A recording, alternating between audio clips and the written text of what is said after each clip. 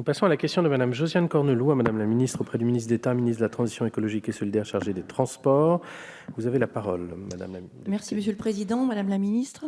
Je souhaite tout d'abord associer à ma question l'ensemble des élus de Saône-et-Loire, en particulier ceux que Madame la Ministre des Transports a rencontrés le 11 janvier lors de sa visite à Bourbon-Lancy, visite au cours de laquelle j'ai pu apprécier la qualité de son écoute et sa volonté d'achever enfin le chantier de la route Centre-Europe-Atlantique, débuté il y a maintenant plus de 50 ans. Le rapport du Conseil d'orientation des infrastructures qui vous a été remis aboutit au constat que nous faisons tous depuis des années, à savoir la dangerosité de cet axe qui n'est plus du tout adapté à l'importance du trafic, en particulier au fil de camions. Le COI préconise donc fort opportunément d'inscrire comme priorité l'achèvement de la mise à 2x2 voies de la RCEA en inscrivant les crédits nécessaires, soit 435 millions d'euros. La pérennité du financement de ces travaux est une avancée très positive et je tiens, Madame la Ministre, à saluer ce premier pas. Demeure néanmoins la question cruciale du calendrier et de l'accélération impérative des travaux.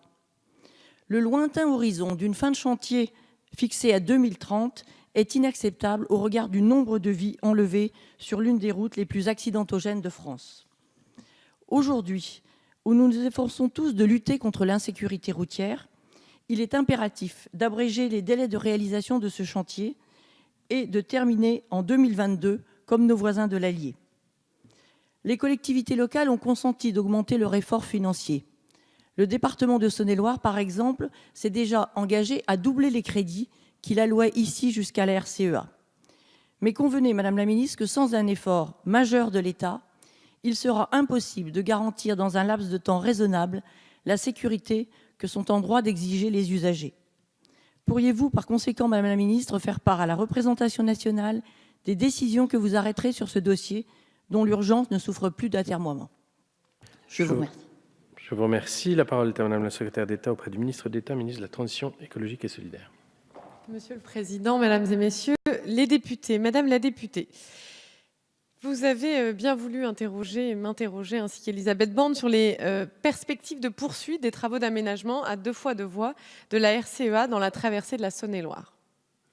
En 2013, dans ce département, 84 km restaient à aménager à 2x2 voies pour un coût estimé à 658 millions d'euros. Le dispositif retenu s'articule en 3 phases de travaux. S'agissant de la première phase, entre 2014 et 2019, le programme arrêté prévoyait un ensemble de travaux pour un montant de 184 millions d'euros, dont 152 millions apportés par l'État. Ce programme a été tenu et nous pouvons nous en féliciter, puisque près de 22 km de sections aménagées à 2x2 voies ont d'ores et déjà été mises en service, ou alors elles vont l'être prochainement, avant la fin du premier trimestre de cette année. Le rythme budgétaire annoncé et malgré les contraintes pesant sur l'investissement routier, afin de tenir les calendriers annoncés. S'agissant de l'année 2018, 24,65 millions d'euros d'autorisation d'engagement, à 92% l'État, sont programmés dans un contexte budgétaire national extrêmement contraint, comme vous le savez, permettant de poursuivre les travaux en cours sur la section Paray-Charolles et de débuter ceux de la section Prissé-Charnay.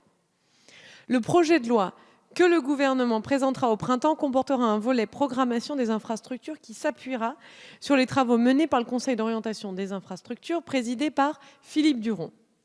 Le Conseil a remis ses conclusions le 1er février. Et s'agissant précisément de la RCEA, il a considéré comme pertinentes les orientations mises en œuvre depuis 2014.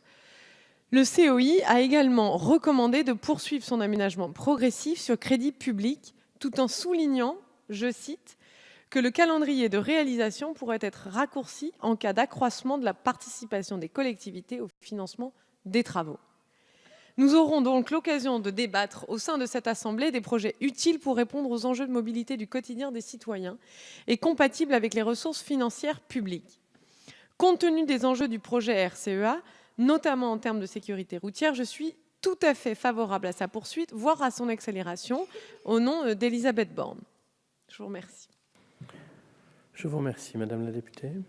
Écoutez, je suis ravie de cette avancée positive et je souhaite vraiment qu'un consensus soit trouvé avec les collectivités locales pour que ce chantier puisse se terminer dans les plus brefs délais. Je vous rappelle simplement, mes chers collègues, qu'au cours des 5 dernières années, c'est 50 noms supplémentaires, 50 personnes qui ont perdu la vie sur cet axe. Je vous remercie. Je vous remercie. Nous passons à la question de Madame